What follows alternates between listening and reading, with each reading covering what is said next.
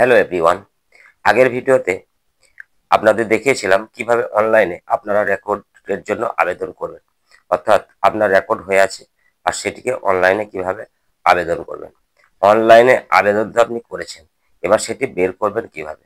তো আপনি যেদিন আবেদন করেছিলেন সেই দিনই আপনাকে অ্যাপ্লিকেশন নম্বর ও জিআরএন নাম্বার দিয়ে দিয়েছিল। তো আজ আপনাদের দেখাবো আপনার রেকর্ড কিভাবে আপনি আপনার মোবাইল থেকে অতি সহজেই ডাউনলোড করে নিতে পারবেন। আর ডাউনলোড করা থাকলে আপনি যে কোনো প্রিন্টার মেশিনে গিয়ে সেটিকে প্রিন্ট করে নিতে পারবেন।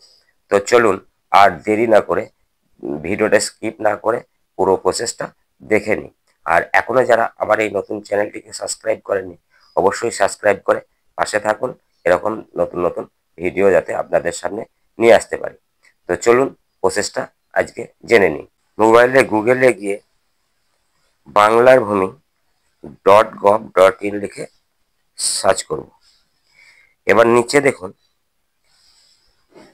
বাংলার ভূমি, এই এটা খুলে গেছে, এখানে টাচ করুন। এবার দেখুন অফিসিয়াল ওয়েবসাইটটা খুলে গেল। এবার এই যে দেখতে পাচ্ছেন এই সিটিজেন সার্ভিস, এই সিটিজেন সার্ভিসে আপনি টাচ করুন।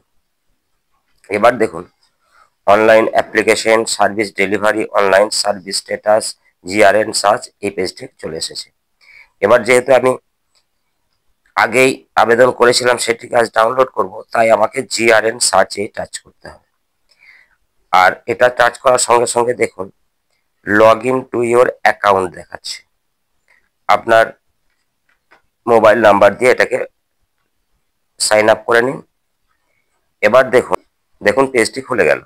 এবার এই যে সেকেন্ড অপশন দেখতে পাচ্ছেন ROR/PI/ম্যাপ,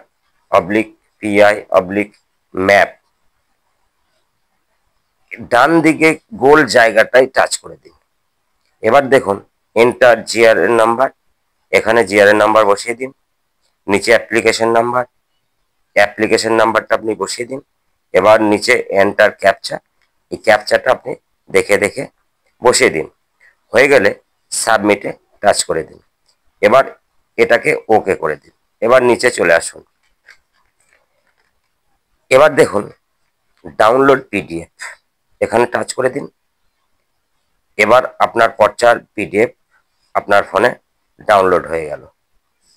এবার দেখুন এরপরে আপনি যে কোনো প্রিন্টারে গিয়ে অতি সহজেই আপনি এটাকে প্রিন্ট করে নিতে পারবেন। তো ভিডিওটা কেমন লাগলো? সকলে ভালো থাকবেন, ধন্যবাদ।